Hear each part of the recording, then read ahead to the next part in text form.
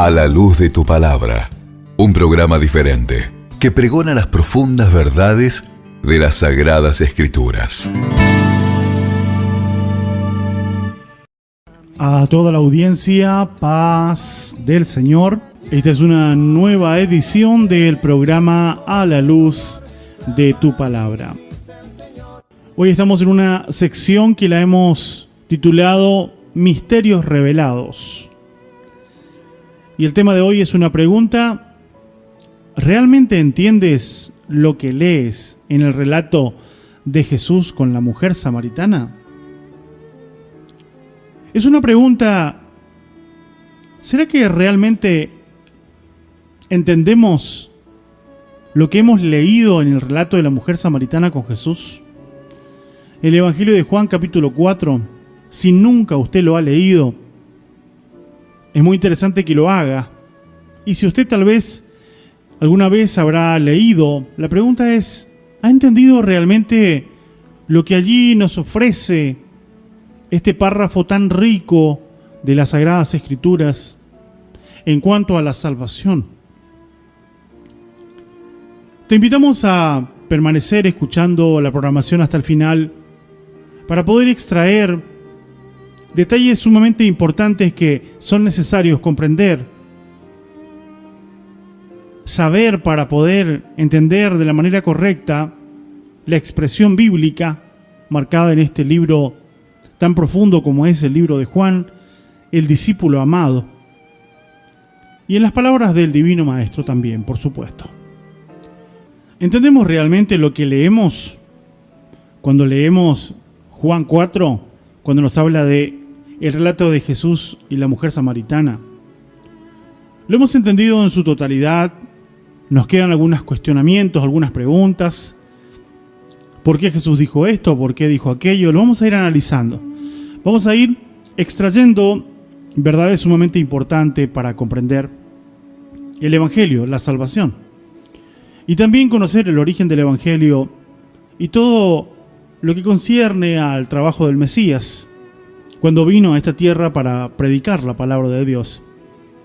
Así que vamos a tomar la lectura de Juan capítulo 4 y les invitamos a abrir la Biblia. Así entre todos podemos estudiarla. Vamos a ir a las Escrituras para comenzar el estudio. Vamos a ir a Juan capítulo 4. Tomaremos como base el uso de la Biblia Reina Valera 1960. Y luego, si hace falta hacer comparaciones, tenemos también a disposición las Biblias. Muchas Biblias en castellano y algunas también en hebreo y en griego. Bueno, muy conocido este párrafo que tomamos hoy para el análisis. Juan 4. Comenzamos a leerlo. Dice del versículo 1: cuando pues el Señor entendió que los fariseos habían oído decir: Jesús hace y bautiza más discípulos que Juan, aunque Jesús no bautizaba, sino sus discípulos.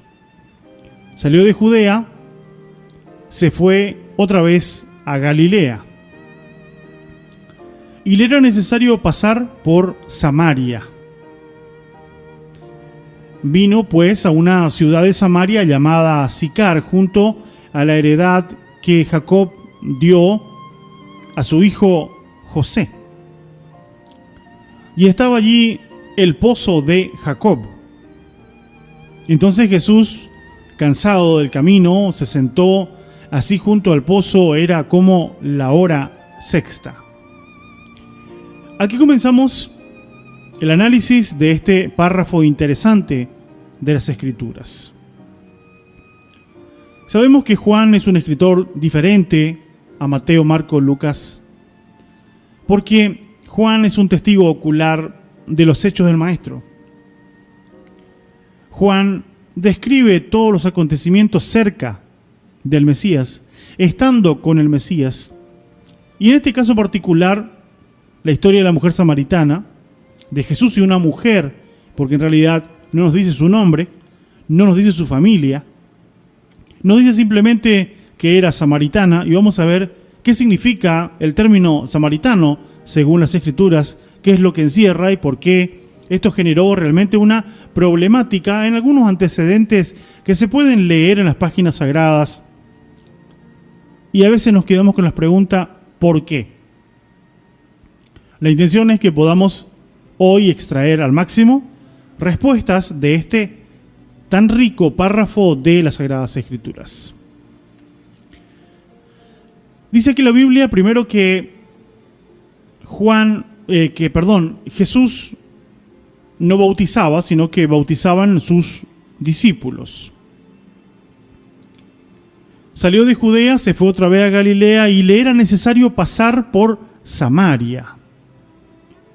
Pero aquí nos presenta también algo interesante que debemos dilucidar a la luz de la Biblia, porque si no vamos a encontrar entre una de las contradicciones aparentes, porque muchas veces los hombres que no creen en la palabra de Dios buscan antecedentes para decir, acá hay una contradicción.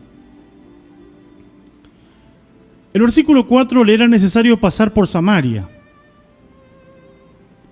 Y vamos a ver que Jesús, cuando envió a sus discípulos, le dio una expresa orden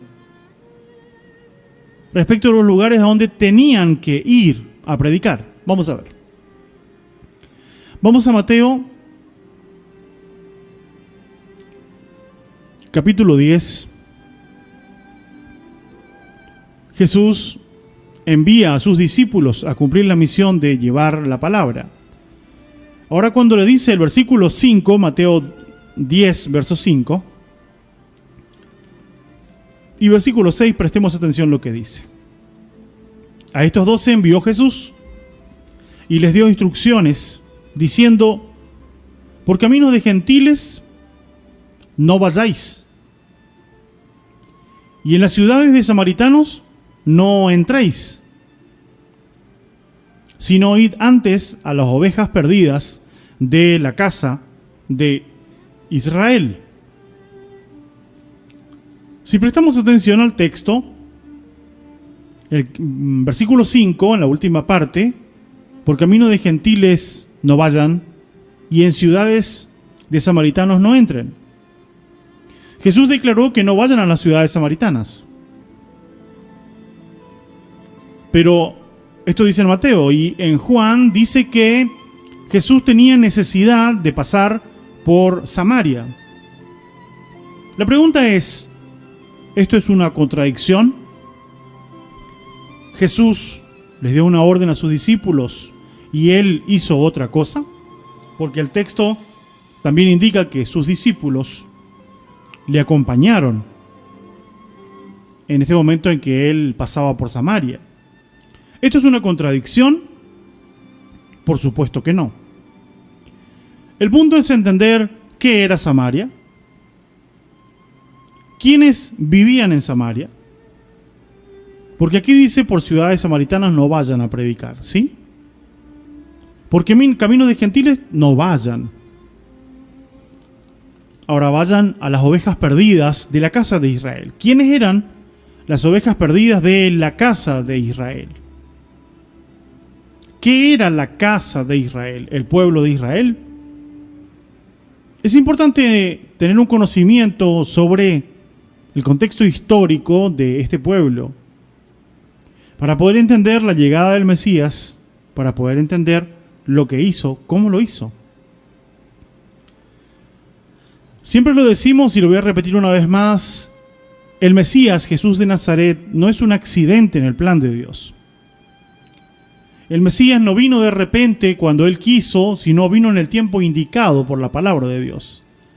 Porque todo lo que Dios hace, lo hace perfecto, y Jesús tenía que venir en ese tiempo y tenía que venir con este propósito de buscar a las ovejas perdidas de la casa de Israel.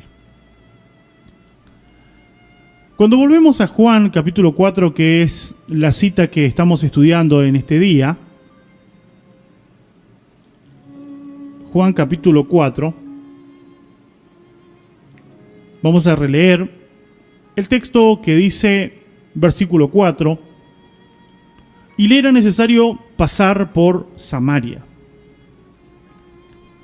El reino de Israel fue dividido en tiempos de Roboam y Jeroboam.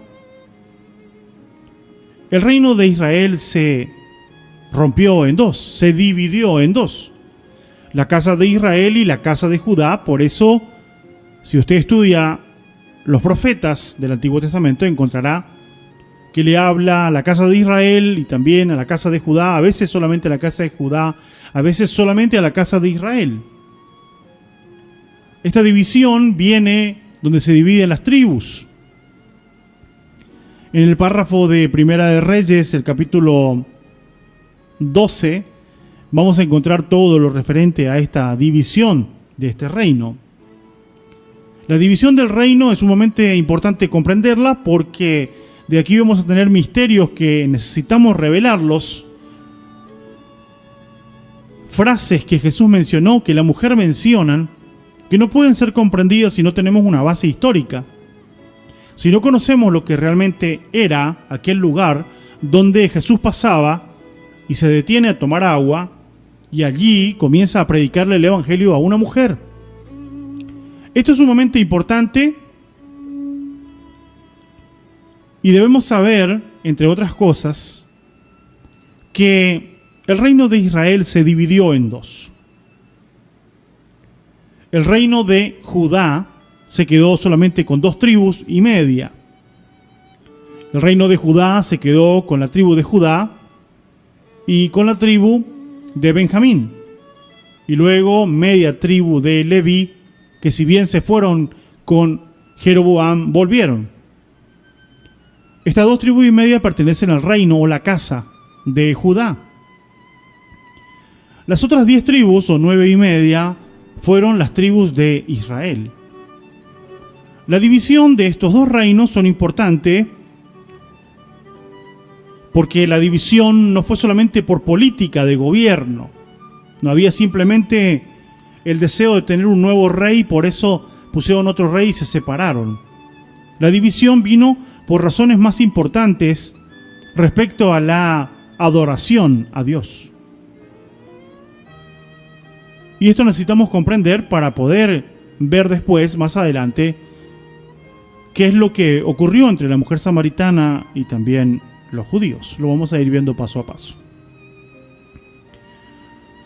Juan 4, versículo 5 nos dice: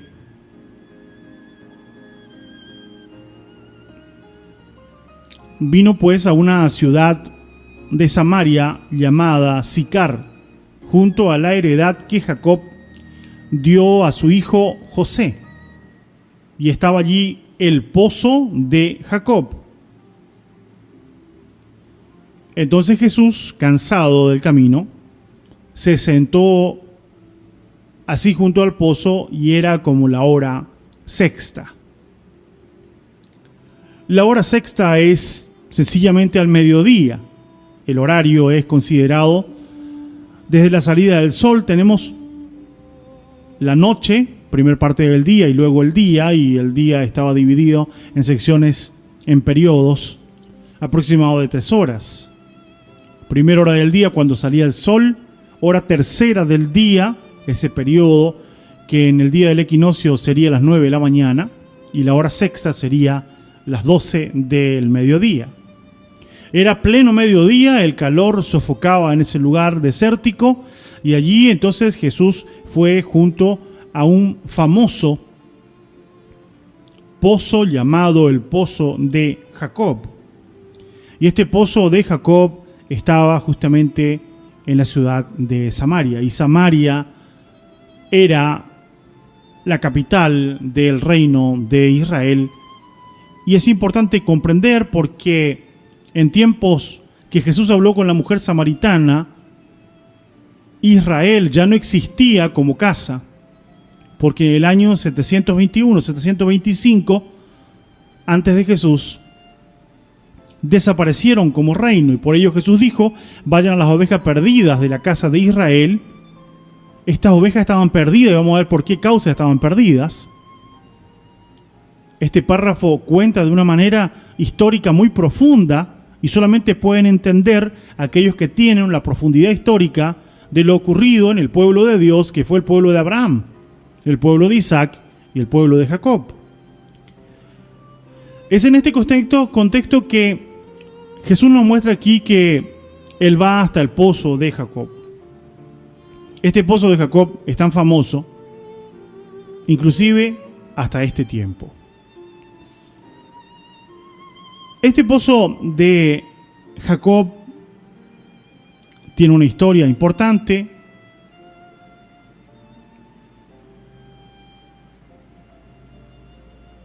Vamos a ver algunos detalles sobre este pozo. Este pozo tenía originalmente 40 metros. Inicialmente llegó a tener una profundidad de 40 metros. Pero luego, bueno, se fue tapando, se fue tirando cosas. Y en este momento, en este tiempo, tiene una profundidad en la actualidad de 23 metros.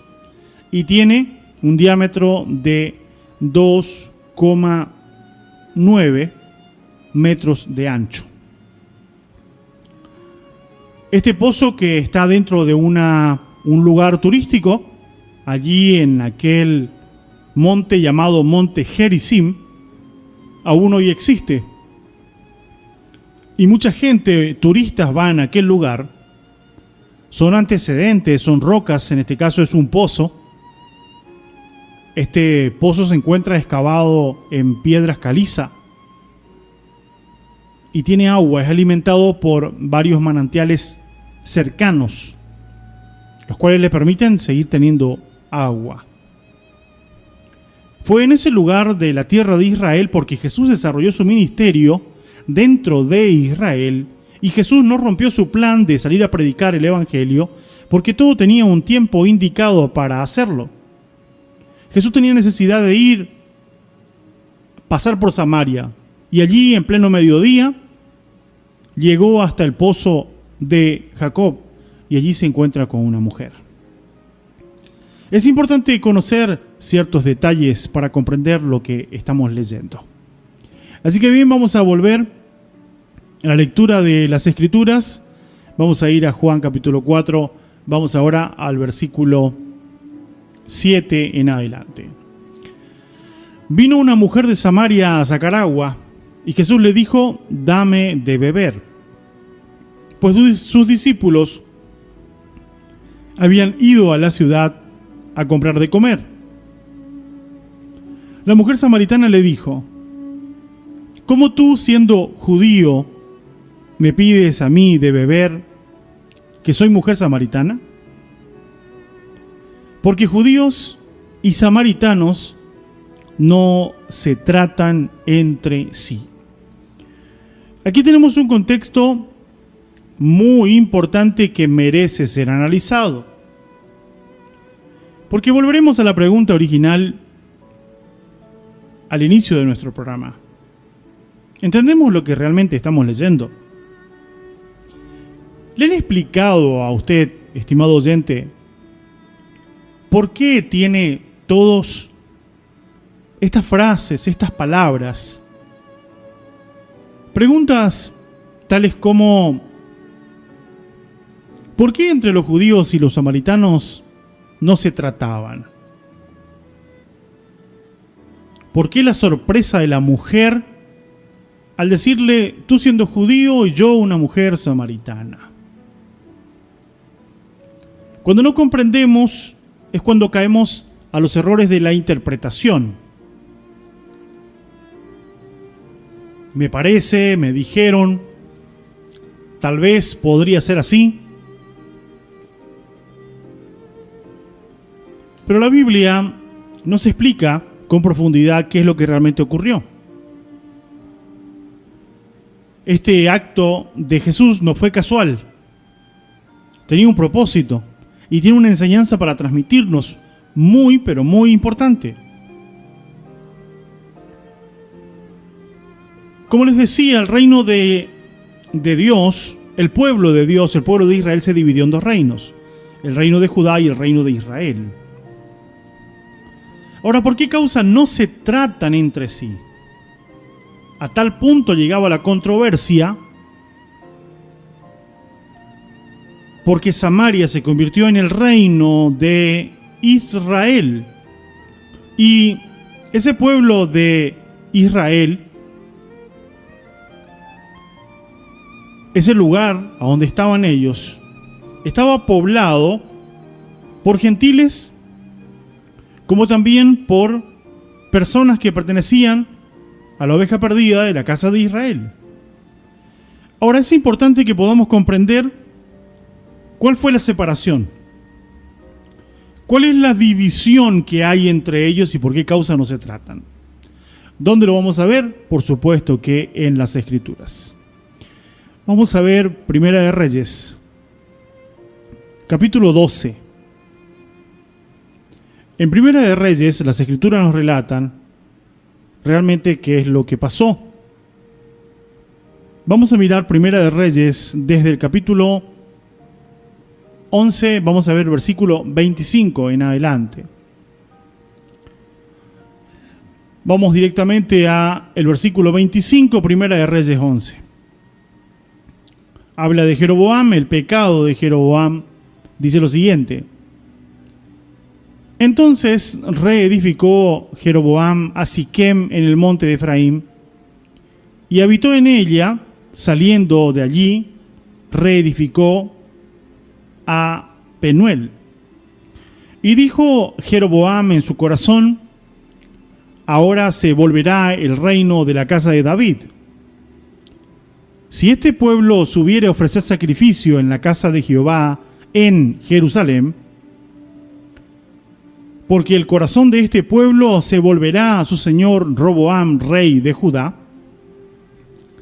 y me matarán a mí, y se volverán a Roboam, rey de Judá.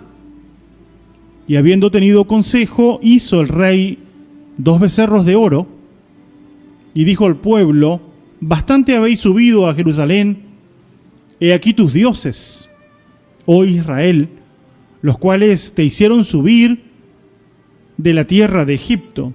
Lo primero que hizo fue llevarles al paganismo. Hizo 2 becerros de oro, de la manera en que también Aarón hizo conjuntamente con el pueblo cuando estuvo en el monte Moisés por 40 días. Algo semejante aquí, que fue abominable delante del Padre Eterno, también lo hizo Jeroboam, como principal del reino de Israel que ya estaba dividido. No quería que la gente vaya a Jerusalén porque sus corazones podrían inclinarse hacia Roboam y por supuesto hacia lo que ellos supieron desde pequeños, que practicaron toda su vida, que fue la obediencia en la ciudad del gran rey que fue Jerusalén. Versículo 29: y puso uno en Betel y el otro en Dan.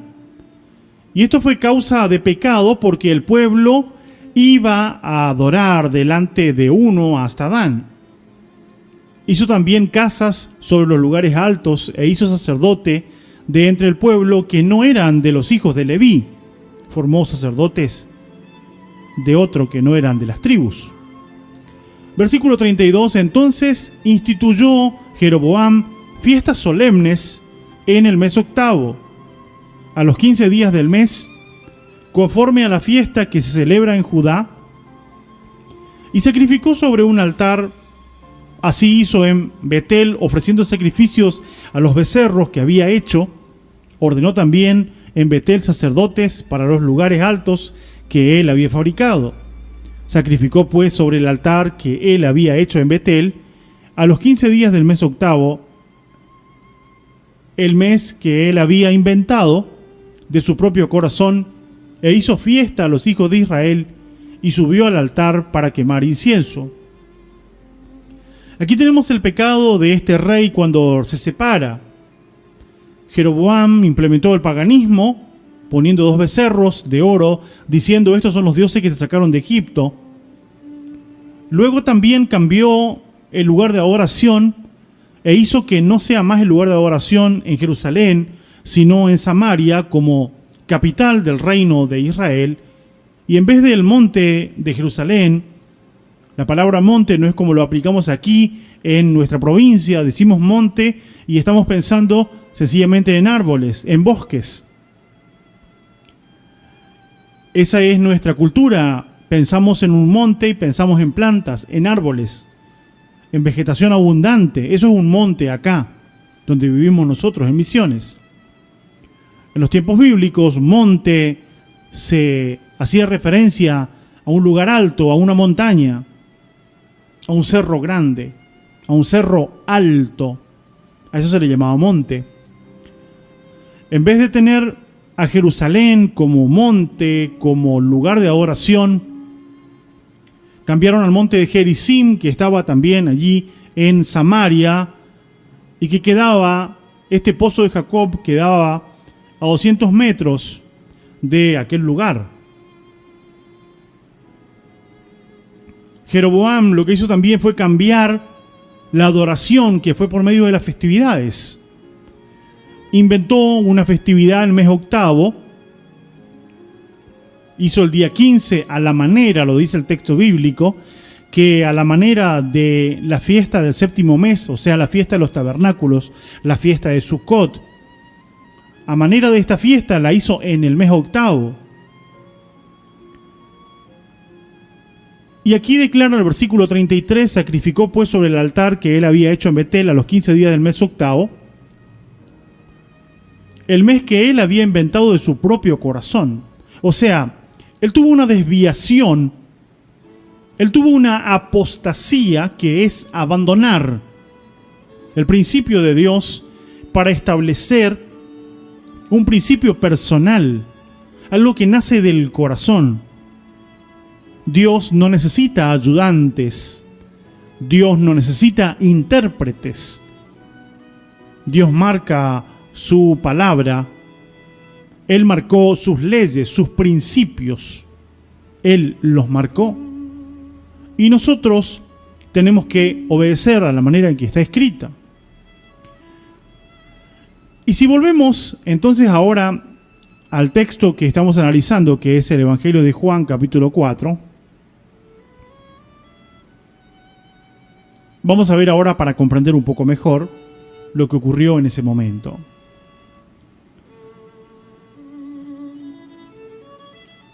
Dice así, versículo 9. La mujer samaritana le dijo: ¿cómo tú, siendo judío, o sea, del reino de Judá, los judíos vienen del reino de Judá, de la casa de Judá, de ahí viene judíos? Pues no es lo mismo israelitas que judíos, aún en este tiempo, porque las casas están divididas y van a estar divididas hasta el tiempo en que se produzca la unificación de los dos reinos, que también lo hablan los profetas, en un momento muy importante del pueblo de Israel, que va a ser cuando ellos reconozcan al Mesías. Ahora bien, aquí en este texto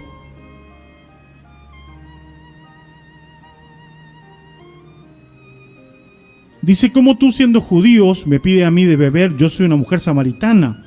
Porque los judíos y samaritanos no se tratan entre sí, no tenían comunión entre sí, porque no estaban adorando a Dios de la misma manera. Porque era un reino que se había dividido, y todo esto llevó a que allá se practique el paganismo, y el pueblo del reino de la casa de Judá pretendía servir a Dios de acuerdo al principio establecido en la Torá, en las Escrituras, en la ley de nuestro Padre Celestial. Por eso es que no se trataban entre sí, tanto judíos como samaritanos.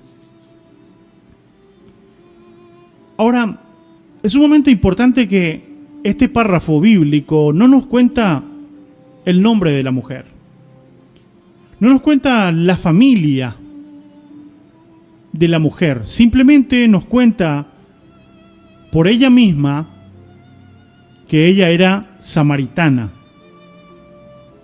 Su ropaje ya decía que ella era samaritana, y también la ropa, la vestimenta de Jesús decía que él era un judío, porque la forma en que ellos se vestían, esto mostraba también de lo que eran. La vestimenta también tenía en los tiempos bíblicos un detalle sumamente muy importante que refleja lo que es o a qué pertenece, a qué grupo pertenece, a qué pueblo pertenece. Estaba bien claro entre samaritanos que no adoraban al Eterno y judíos que sí lo adoraban. Estaba la diferencia también en lo externo, algo que muchas veces al hablar de la salvación se dice, Dios mira solamente el corazón, lo de afuera no importa, solamente lo de adentro. Sin embargo, las Escrituras, en el tiempo de la predicación del Evangelio, Jesús está mostrando aquí que hay características exteriores que determinan quién es. Así que es importante analizarlo. Esta mujer es una mujer samaritana. Jesús se detiene a hablar con esta mujer. Esta mujer tiene un prontuario que hace que la sociedad la rechace. Vamos a tomar el texto completo. Versículo 9, la mujer samaritana le dijo, ¿cómo tú siendo judío me pides a mí de beber, que yo soy mujer samaritana, porque judío y samaritano no se tratan entre sí? Respondió Jesús y le dijo, si conocieras el don de Dios, y quién es el que te dice, dame de beber, tú le pedirías, y él te daría agua viva. La mujer le dijo, Señor, no tienes con qué sacarla, y el pozo es hondo. Ciertamente tenía 40 metros en ese tiempo. ¿De dónde pues tienes el agua viva? La pregunta es, ¿qué es lo que entendía la mujer samaritana como casa de Israel? ¿Qué es lo que se entendía en los tiempos bíblicos como agua viva? ¿Qué es un agua viva? ¿Qué es lo que la Biblia nos indica que era considerada el agua viva? Ya lo vamos a ver. Versículo 12, ¿acaso eres tú mayor que nuestro padre Jacob, que nos dio este pozo del cual bebieron él y sus hijos y sus ganados? Respondió Jesús y le dijo, cualquiera que bebiere de esta agua volverá a tener sed, mas el que bebiere del agua que yo le daré no tendrá jamás sed, sino que el agua que yo le daré será en él una fuente de agua que salte para vida eterna. La mujer le dijo, Señor, dame de esa agua, para que no tenga yo sed ni venga aquí a sacarla. Jesús le dijo, ve, llama a tu marido y ven acá. Respondió la mujer y dijo, no tengo marido. Jesús le dijo, bien has dicho, no tengo marido, porque 5 maridos has tenido y el que ahora tienes no es tu marido. Esto has dicho con verdad. Aquí encontramos detalles sumamente importantes de este párrafo. Jesús se detuvo a hablar con una mujer que no tenía una buena reputación frente al pueblo. No nos declara la Biblia mayores detalles, simplemente había tenido 5 maridos.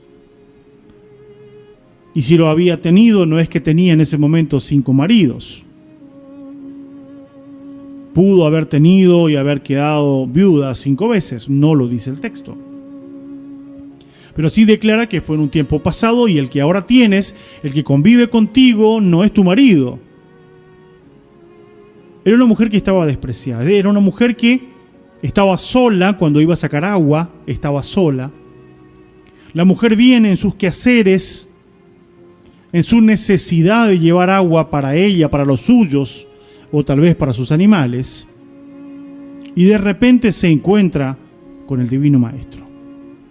Se encuentra con el Mesías Jesús de Nazaret. Se encuentran con la posibilidad de un cambio radical en su vida. Porque verdaderamente el Evangelio actúa así en nosotros. Algunos llegamos al Evangelio porque estábamos buscando. Porque fuimos escalando, fuimos creciendo, fuimos analizando, fuimos preguntando y empezamos a buscar cada vez más el Evangelio. Otros llegamos sin haberlo buscado. El Evangelio llegó a nosotros. Esta mujer no era una mujer que tenía necesidades físicas, porque muchas personas declaran que tal vez el evangelio es para los enfermos y son solamente los enfermos en la carne que van a ir a la iglesia porque no tienen más salida, están desahuciados, ya el médico les engañó y por eso van a ir al evangelio. Hay personas que están destruidos en su interior, que su familia está destruida. Hay personas que están viviendo en soledad, tal vez sin hijos. Otros tienen hijos y es lo mismo que si no tuviesen, porque están solos. Otros directamente fueron abandonados por todos y están en soledad. La mujer samaritana estaba sola, pero llegó un día especial para ella. En un lugar que no era el lugar más prominente, tal vez, para decir, el lugar más especial como para que se hable de la palabra de Dios. Hoy vivimos en un tiempo donde hemos llegado a creer, erróneamente, que el podio más alto, que el púlpito más bello, que un púlpito de vidrio, que un púlpito que sea de madera tallada, que sea todo bañado en oro. Creemos que eso es el ambiente especial y el lugar donde Dios va a transformar vidas. Y aquí encontramos un escenario que está en la naturaleza, en la vida cotidiana de las personas, porque Dios, por medio de su Hijo Jesús, tiene un plan de redención y un plan de salvación. Y el texto comienza diciendo que Jesús tenía necesidad de pasar por Samaria, porque sabía Jesús que allí había una persona que Jesús tenía que hablarle por una razón importante.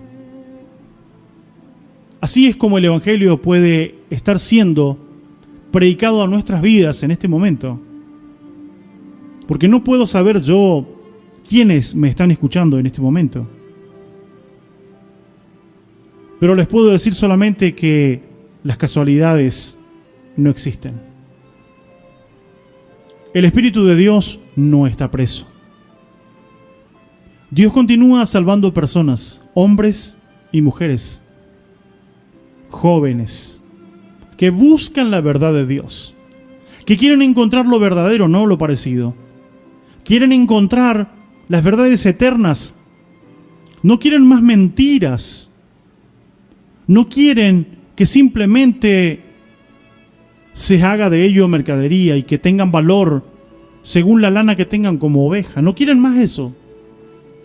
Hay personas que van a hacer lo que tienen que hacer para buscar la de Dios, la verdad de Dios, conocer las verdades de Dios. Realmente no dejamos de estar sorprendidos. Hemos estado el sábado pasado con una hermana que tiene una historia de vida maravillosa. Nuestra hermana Evelyn, que es de Monte Carlos. Si nos está escuchando, bendiciones para ti, hermana.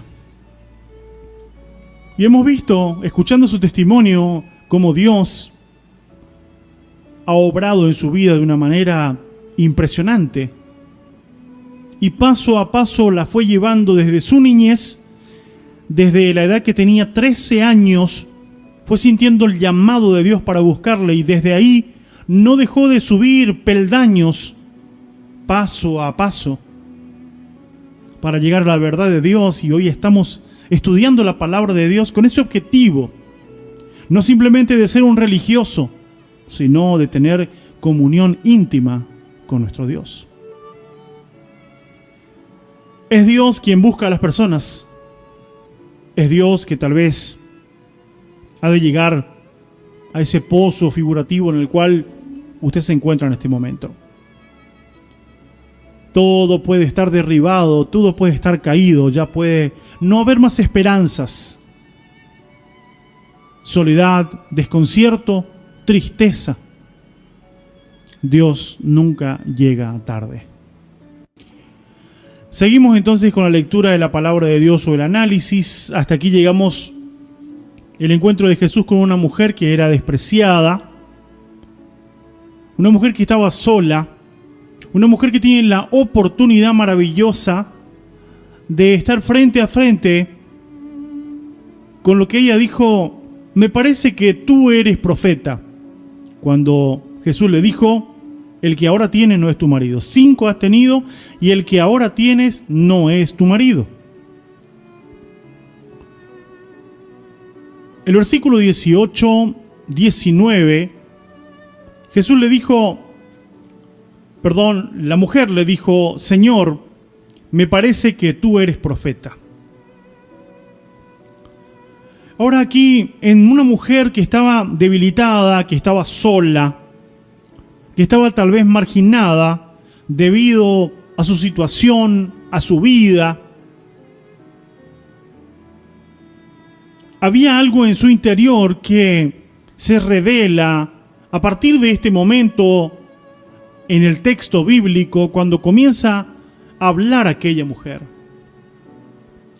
Estimados oyentes, si tuviéramos a Jesús frente a nosotros y nos diese la oportunidad que le hagamos una pregunta, ¿cuál sería la pregunta que usted le haría a Jesús? ¿Sobre qué le vamos a preguntar a Jesús?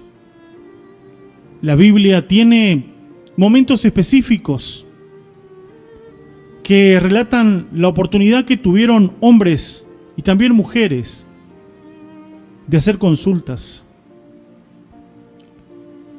Y nos muestra una de las consultas que no puede faltar en nosotros si tenemos el deseo de un día estar frente a nuestro Dios y ser parte de su reino santo. Esta mujer no perdió la oportunidad, ni perdió el tiempo. Le dijo: me parece que tú eres profeta. El versículo 20 declara: nuestros padres adoraron en este monte, y vosotros decís que es en Jerusalén, que en Jerusalén es el lugar donde se debe adorar. Quiero que entendamos bien esta historia porque hay un fuerte mensaje que se utiliza para adormecer el crecimiento de personas que tienen realmente el deseo de crecer en las cosas de Dios. Personas que están dándose cuenta que hay cosas que no están bien. Hay mandamientos de Dios que no están practicando. Hay verdades de Dios que son implícitas en la Biblia y no se practican. Pero muchas veces, para adormecer a estas personas, el plan estratégico del enemigo, el cual es adoptado y es aceptado por aquellos que no tienen este mismo sentimiento, sino que se conforman con la religiosidad, es que si conociste el Evangelio en X lugar, allí tenés que quedarte y allí tenés que morir, porque allí conociste las cosas de Dios. ¿Será verdad esto? ¿Será verdad que si conocemos un evangelio parecido, verdades de la palabra de Dios, pero son verdades a medias? Es verdad que si pasa el tiempo, si pasan años y empiezo a ver otras cosas que no habían visto mis antepasados, es verdad que tengo que quedarme allí porque mi mamá estuvo allá, se bautizó allá, mi abuela conoció y practicaba. ¿Es verdad eso a la luz de las Escrituras? Prestemos atención a lo que dice esta mujer. Me parece que tú eres profeta. Nuestros padres adoraron en este monte y vosotros decís que es en Jerusalén. ¿Sabía la mujer que los judíos adoraban en Jerusalén? Sí, lo sabía. ¿Sabía la mujer la práctica de sus antepasados? La práctica de su papá, de su abuelo, la sabía, la conocía y aún la practicaba. pero en ella estaba la oportunidad de sacarse una duda. ¿Dónde es el lugar que se debe adorar? Y aquí hay una verdad oculta, y cuando digo verdad oculta, lamentablemente debo decirlo, oculta para quienes ignoran la Sagrada Escritura y la profundidad histórica del Evangelio eterno, del pueblo del pacto, del pueblo de Dios, del plan de la salvación que viene de tiempos remotos, del principio de la humanidad. ¿Qué es lo que le pregunta la mujer samaritana a Jesús? ¿Sobre qué le pregunta? Nuestros padres adoraron. ¿Qué es adorar? Adorar, postrarse ante el Señor, honrarle, servirle, cantar. ¿Qué es adorar? Nos podemos dar cuenta que la adoración estaba aquí también íntegramente relacionada con un lugar. Nuestros padres adoraron en este monte, monte Gerizim, Samaria, capital del reino de Israel. Pero vosotros decís, en Jerusalén es el lugar que se debe adorar. Está hablando de un lugar de adoración. ¿Qué es lo que los judíos hacían? ¿Y por qué Jerusalén era el lugar donde se debía adorar según los judíos? ¿Y por qué los samaritanos o la casa de Israel decía que era en Gerizim? Ya hemos visto que Jeroboam estableció tiempos específicos para que la gente suba a adorar. Pero en Primera de Reyes, el capítulo 12, claramente dice que tuvo que inventar una fiesta conforme a su corazón, parecida, semejante. Y esa es la apostasía en todos los tiempos, donde los hombres toman las verdades de Dios para modificarlas a criterios, para fusionarlas con el paganismo y decir, esto es adoración a Dios, adoración pura. Esto hizo Jeroboam. Levantó una fiesta de los tabernáculos en el mes octavo, en el mismo día que es el 15, pero del mes séptimo, la fiesta de Dios. Él implementó una fiesta, pero era una fiesta rodeada de paganismo, donde la adoración era quemar en los lugares altos. El incienso que se quemaba era a los dioses paganos. La mujer dijo, nuestros padres adoraron en este monte, en ese lugar. Estimado radio oyente, ¿y por qué dice aquí, ustedes dicen que se debe adorar en Jerusalén? ¿Qué significa esto? ¿Que solamente en Jerusalén la gente se iba a cantar a Dios? ¿Solamente en Jerusalén la gente tenía que orar? ¿No había gente en otro lugar que no sea Jerusalén? ¿El pueblo solamente vivía en Jerusalén?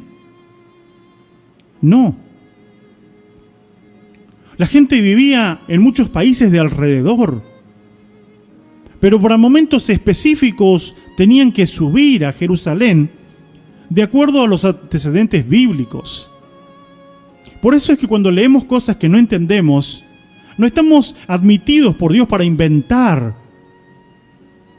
Porque cuando caemos al me parece, me dijeron, o alguna vez escuché, es que perdemos la riqueza de la enseñanza de las Escrituras. Y cuando no logramos entender la profundidad de esto que es tan maravilloso, la charla de una mujer que tiene la oportunidad de preguntar, quiero saber la verdad de Dios. Mi papá, mi mamá ya me dijeron algo, pero acá veo algo distinto. La mujer entonces tiene en sí misma una duda respecto a lo que practican en su congregación, en su pueblo, el pueblo donde estaba su mamá y su papá. ¿No habrá acaso alguna mujer samaritana o hombre samaritano en este momento escuchando la programación y que también tenga preguntas que le inquietan realmente en su vida? ¿Estará usted como la mujer samaritana preguntándose, nuestros padres nuestros pastores, nuestros sacerdotes, nos decían de esta manera. Pero hoy escuchamos en la Biblia de otra manera. ¿Qué debo hacer para tener verdadera comunión con Dios? Habrán personas que se están preguntando de esta manera. Quiero que podamos tomar los antecedentes de la Biblia, y usted no debe creerme a mí, debe creer lo que lee en la Escritura. Por ello quisiera que pudiéramos mirar que este párrafo está íntegramente relacionado con las fiestas de Dios, con los Moed de Dios, con los Moadim de Dios, con los tiempos fijos, predeterminados desde el primer capítulo del libro de Génesis. Tiempos festivos. Este párrafo y la pregunta de esta mujer está relacionada íntegramente con las fiestas de Dios. Y cuando digo fiestas de Dios, no hablo ni de Navidad, ni de Año Nuevo, ni del Día de Todos los Santos, ni del Día de la Virgen. Hablo de las fiestas de Dios. Moed de Dios. Fiestas solemnes de Dios. Hagamos un paréntesis y leamos lo que dice el libro de Deuteronomio, capítulo 16. Deuteronomio 16, versículo 16, dice lo siguiente: 3 veces cada año aparecerá todo varón tuyo delante de Jehová tu Dios en el lugar que Él escogiere, en la fiesta solemne de los panes sin levadura, en la fiesta solemne de las semanas y en la fiesta solemne de los tabernáculos. Y ninguno se presentará delante de Jehová con las manos vacías. 3 veces al año aparecerá todo varón en el lugar que Él escogiere. Por esta causa, para panes sin levadura o para Pascua, para el Pesaj, iban a Jerusalén. También para Shabúa o para la fiesta de Pentecostés, subían a Jerusalén. Recuerdan que estudiamos en Hechos 2, cuando hablamos del don de lengua, y hemos visto que habían subido a Jerusalén de todas las naciones bajo el cielo, 14 o 15 países representados: Parto, Medo, Elamita, el Ponto, el Asia, de Frigia, Panfilia, etc. Habían venido judíos de todas las naciones a Jerusalén. Venían a adorar. ¿Qué es adorar? La parte de la adoración estaba en obedecer a Dios en sus tiempos establecidos, en sus tiempos festivos, donde Dios ha establecido fiestas para que sus hijos se presenten para adorarle únicamente a Él. Esta mujer también tenía fiestas de acuerdo a lo que había aprendido con sus padres, pero a la manera de Jeroboam. Como dice la Escritura, festividades que nacieron de su corazón, que nada tiene que ver con lo que el Padre Eterno había establecido en su ley, en sus fiestas. Por ello, volviendo al texto de Juan, declara: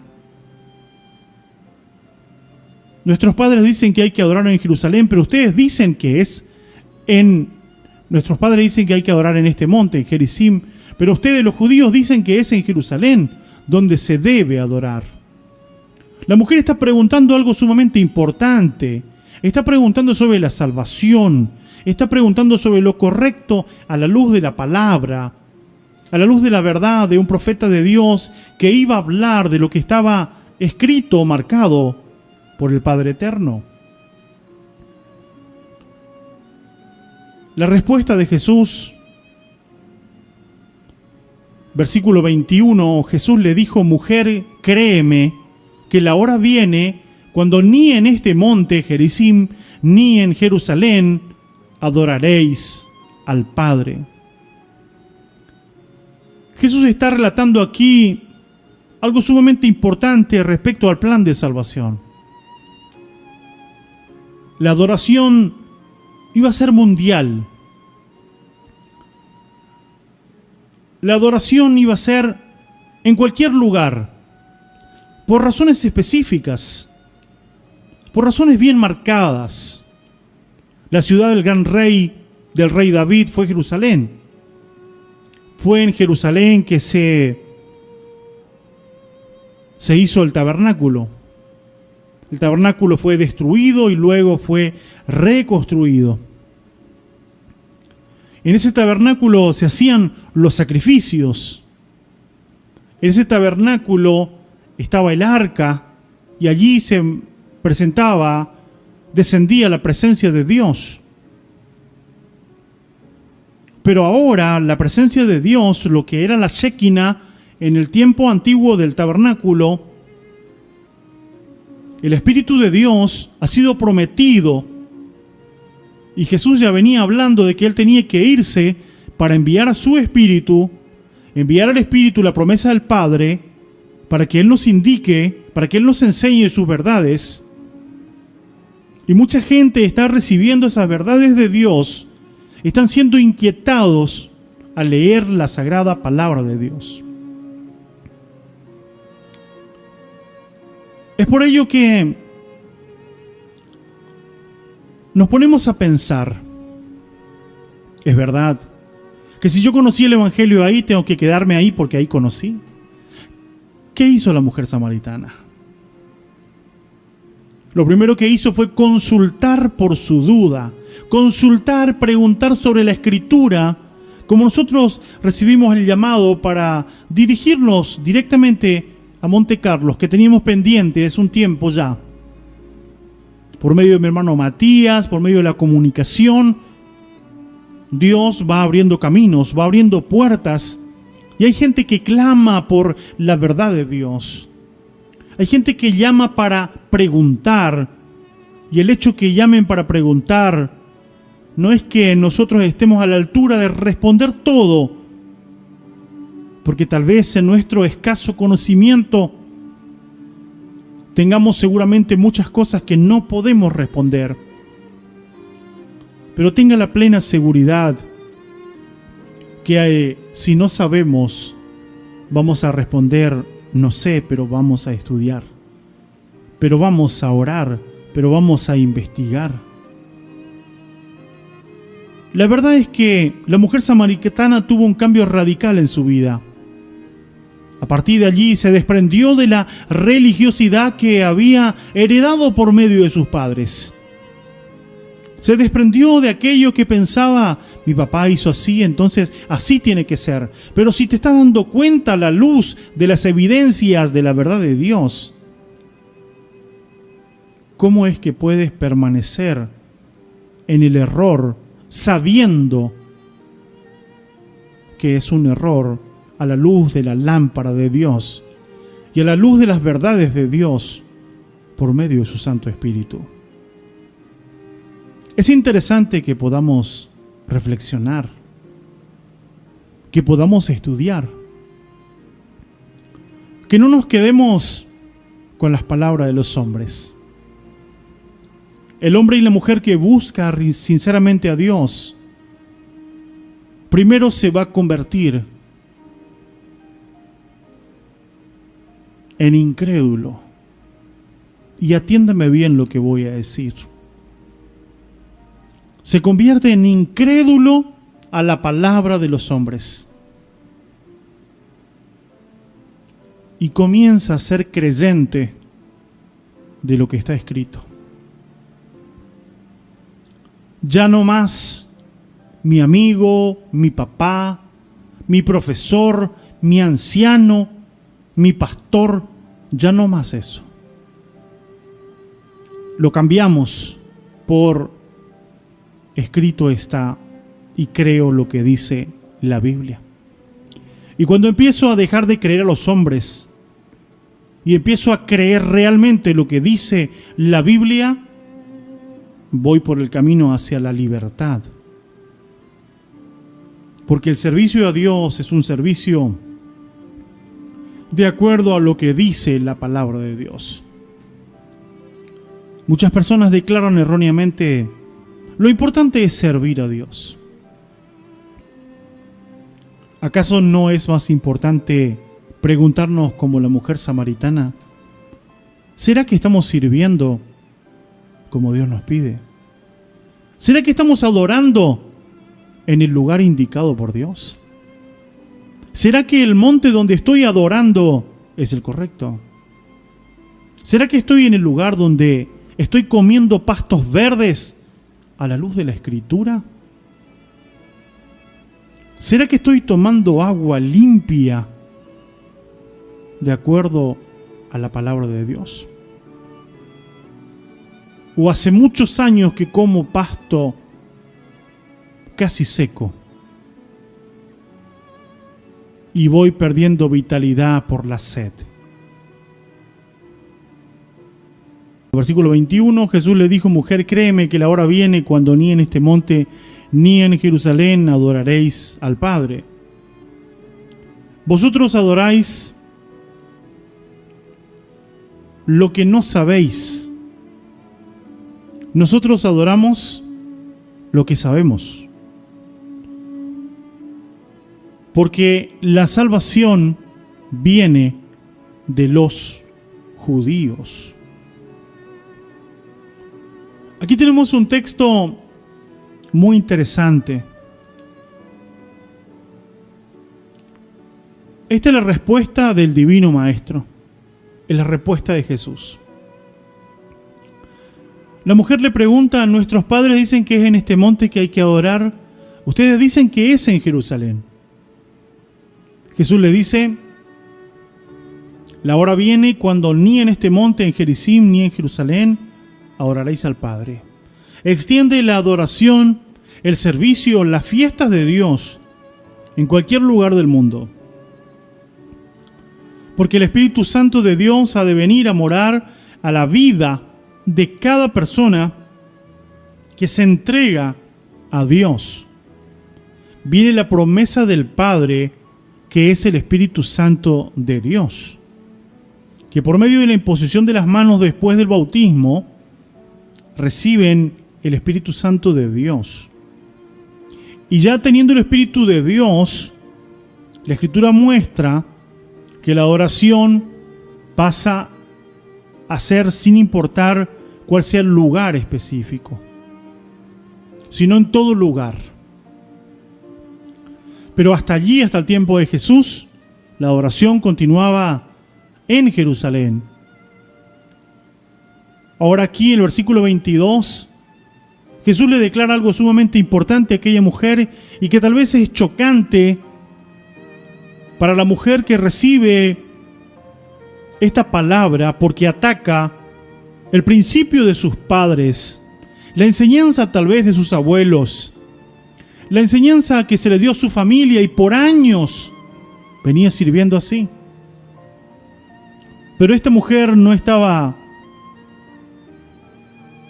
segura que esto era correcto o así de esta manera, y por eso le pregunta. Jesús le dice: ustedes adoran lo que no saben, y nosotros, hablando de los judíos, adoramos lo que sabemos. Y agrega: porque la salvación viene de los judíos. Estimado radio oyente, ¿por qué causa dice la Biblia que la salvación viene de los judíos? ¿Se lo han explicado alguna vez? ¿Alguna vez usted escuchó a su enseñador, maestro, pastor, anciano, evangelista, sacerdote, catequista?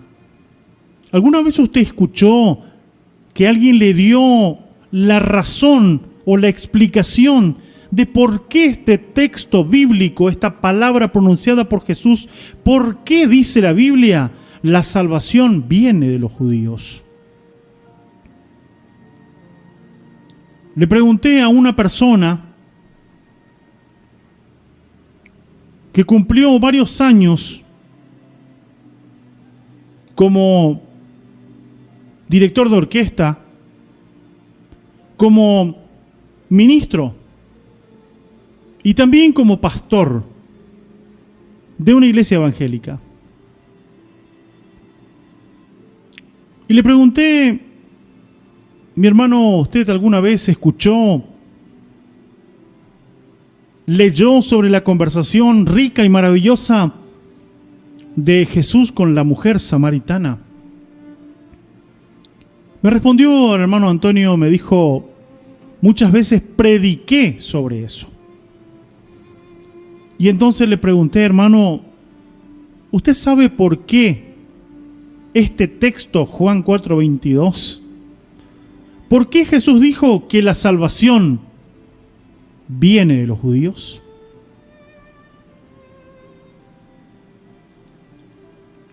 Está escrito, así lo dice, así lo menciona. Y nos preguntamos, ¿por qué dice que la salvación vino o viene de los judíos? Ya que todos lo centramos a la salvación en Jesús. Jesús es el Salvador, Él es el Mesías, el enviado. Aquí el Mesías, Jesús de Nazaret, le dice a la mujer samaritana que le pregunta sobre esto en particular, y le dice, ustedes adoran lo que no saben y nosotros adoramos lo que sabemos, porque la salvación viene de los judíos. ¿Por qué la Biblia dice que la salvación viene de los judíos? ¿Lo sabe usted, estimado radio oyente? Y como siempre le digo, a la luz de tu palabra, no es una competencia, un juego para ver quién sabe más y quién sabe menos. Es que si somos lectores de la Escritura, debemos esforzarnos por comprender lo que ella dice, lo que ella enseña. Porque este es el manual, este es el mapa que nos revela las verdades de Dios. Y cuando dejamos de volvernos creyentes a los hombres y nos volvemos creyentes a lo que dice la Escritura, es menester que vayamos a lo que ella dice, a lo que ella enseña. Aquí nos dice que la salvación viene de los judíos. ¿Y qué tienen que ver los judíos en la salvación? Mucho. Mucho. ¿Por qué? ¿Porque ellos son judíos? Simplemente no, porque hay un plan de Dios. Porque hay un plan de redención que viene de tiempos antiguos. Y porque Dios llamó a este pueblo para que sea un canal, un conducto que llegue hasta el Mesías. Y luego continúa este camino, este canal de bendición para las naciones, para el regreso inminente de Jesús el Mesías. El apóstol Pablo hace esta pregunta, pues no nos quedaremos simplemente con interrogantes, sino encontraremos la respuesta a la luz de la Escritura. El apóstol Pablo se hace una pregunta y se la responde a sí mismo, porque se le hace la pregunta a manera de análisis en la carta a los romanos. En Romanos 3, vamos a ir a la Biblia. En Romanos 3, en su versículo 1 y 2, dice lo siguiente: ¿qué ventaja pues tiene el judío? Esto se está preguntando nada más que Saúl o Pablo, el apóstol Pablo. ¿Qué ventaja tiene pues el judío? ¿O de qué le aprovecha la circuncisión? Versículo 2, mucho, en todas maneras. Primero, ciertamente les ha sido confiada la palabra de Dios. La Sagrada Escritura, la palabra de Dios, fue confiada según la Biblia, según los dichos de Pablo, fue confiada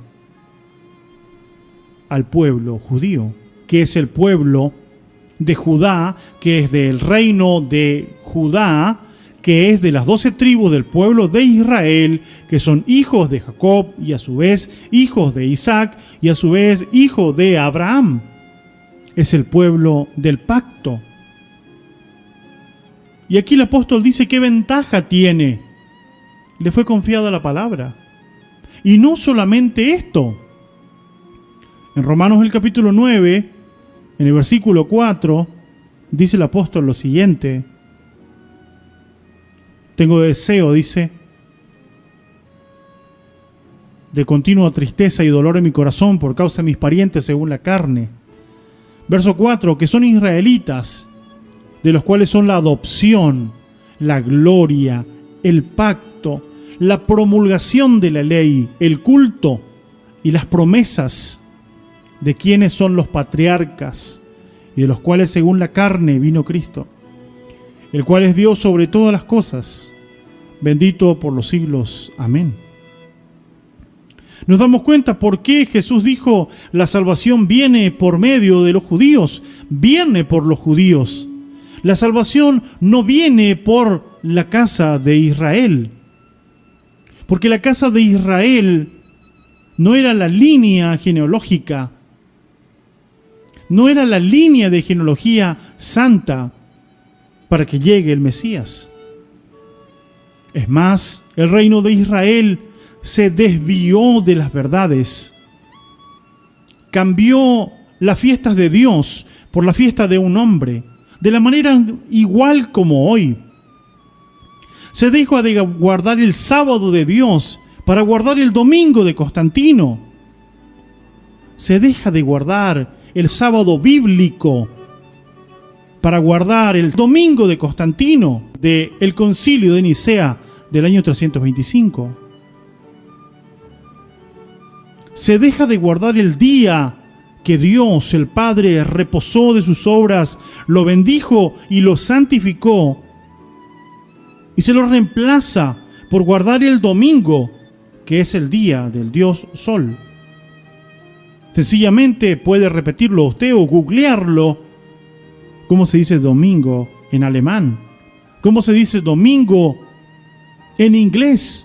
Y verá que es día del sol. Sunday o Sonntag, día del sol. De la misma manera, la mujer samaritana pertenecía a un pueblo que siguió los pasos de Roboam, por lo tanto, estaban adorando de una manera equivocada, en el lugar equivocado, y habían experimentado la apostasía, que es apartarse de la ley de Dios. Esa línea de la casa de Israel, por allí, por esa línea, no vendría el Mesías, Jesús. Jesús vendría de la tribu de Judá, porque su padre era de la casa de Judá. Es por ello que en el relato de Juan 4, la mujer samaritana, tenemos verdades muy profundas que son necesarias entender. ¿Cuánta gente hoy dice: no guardamos la fiesta porque las fiestas se guardan en Jerusalén, y si no se guarda en Jerusalén no tenemos que guardar la fiesta? Es porque no entendimos lo que pasó. Según la Biblia, aquí en el Evangelio de Juan, el capítulo 4, en las palabras del Divino Maestro, donde está hablando de las fiestas, porque está hablando de la adoración en un lugar específico, en el monte de la adoración, o el monte de Jerusalén, o el monte de Gerizim. Esta no es una discusión entre el paganismo de las naciones. Esta es una discusión dentro del pueblo de Israel, casa de Judá y casa de Israel. La casa de Israel se modificó siguiendo el camino de un hombre, pero no deja de ser oveja perdida de la casa de Israel, la cual Jesús también vino a rescatar.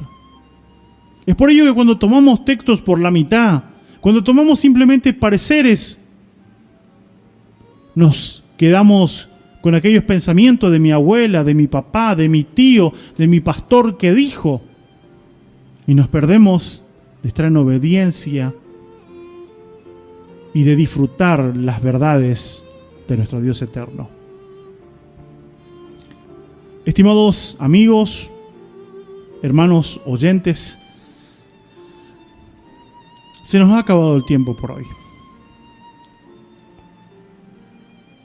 En otra oportunidad vamos a continuar con este importante tema de Juan 4, de la conversación de Jesús con la mujer samaritana. Y tenemos que cerrar de la misma manera que empezamos.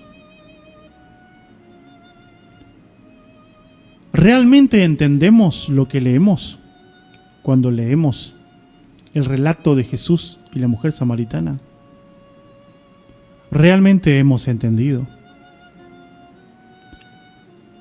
Quiera el Padre Eterno iluminarnos, darnos sabiduría e inteligencia, especialmente un corazón temeroso,